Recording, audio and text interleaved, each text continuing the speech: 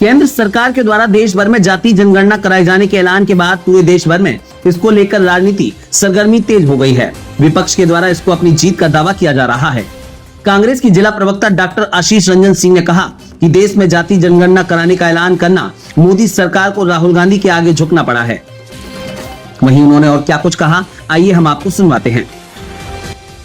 देखिए, केंद्र सरकार का यह जातिगत गणना ऐसा ना हो कि सिर्फ हेडलाइन तक बन के रह जाए, इसका डेडलाइन भी तय होना चाहिए। यह हेडलाइन का जो ये केंद्र सरकार 2014 से जो मोदी सरकार करते आ रही है कि सब चीज़ में हेडलाइन बनना, किसी भी चीज़ का डेडलाइन नहीं तय होता है, यह हमें लगातार देखने को मिल रहा है। और आप देखिए कि इन्हीं के नेता सदन से उठा के चाहे किसी भी राजनीतिक मंच को देख लीजिए, मोदी जी ने भी अपने पत्रकार में जब वार्ता कर रहे थे तो पत्रकारों को बोला था कि यह जातिगत जनगणना करने वाले लोग जो यह बात कहते हैं दे आर अर्बन नक्सल्स, वो अर्बन नक्सल का इस्तेमाल करते हैं। वही अनुराग ठाकुर जो संसद भरी सभा में जब राहुल गांधी जी ने बोला कि हम यहाँ पे करा के रहेंगे और आज उनको झुकना पड़ा और आज वह हो रहा है, उन्होंने बोला, क्या बोला था सारा देश जानता है।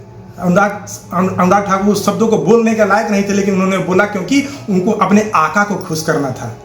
हाँ, आप देख लीजिए अमित शाह को क्या बोला था, आप देख लीजिए नितिन गडकरी को क्या बोला था, योगी जी को देख लीजिए इन्होंने क्या बोला था। यह सब सामने है। ये लोग दो मापदंड लेके चलने वाले लोग हैं। इनकी मंशा बिल्कुल साफ है, लोगों को बरगला के उनकी भावनाओं के साथ खेल के राजनीति करना, उनकी भावनाओं को ठेस पहुंचाने का काम करते हैं। लेकिन राहुल गांधी जैसे योद्धा जो अपनी गलती जब समय आती है, आज देखिए उन्होंने कहा कि 80 के दशक में हमारी गलती हुई थी, उनको उसको स्वीकार भी करते हैं। लेकिन दूसरी तरफ जब देश की बात आती है, इस समतामूलक समाज की बात आती है, संविधान की बात आती है, बाबा साहब अम्बेडकर की बात आती है, तो वो एकदम पूर्ण रूप से उसके लिए लड़ते हैं और हक दिलाने की बात अड़ते हैं, संसद में लेकर रोड तक लड़ते हैं। और आज सरकार को उनके ऊपर झुकना पड़ा है और इसी का नतीजा है कि आज सरकार ने इस जनगणना के लिए अपनी हामी भरी है, लेकिन हेडलाइन बनाया है, इसकी डेडलाइन जरूर तय होनी चाहिए।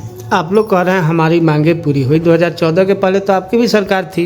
बिल्कुल, हमारी सरकार थी और यूपीए की सरकार ने लगातार इसके ऊपर काम किया। आप देख लीजिए 2011 में सेंसेक्स आया था, हम लोगों ने उसके ऊपर काम करने की शुरुआत कर दी थी और लगातार हम लोग उसके ऊपर काम कर रहे थे। लेकिन ये वही लोग हैं, मैंने आपको बोला ना अभी कि आप देखिए 2014 के बाद से जब से सत्ता में आए हैं, इनके ऊपर से लेकर नीचे तक के लोग सभी नेता एक ही शब्द बोले इसका विरोध कर रहे थे।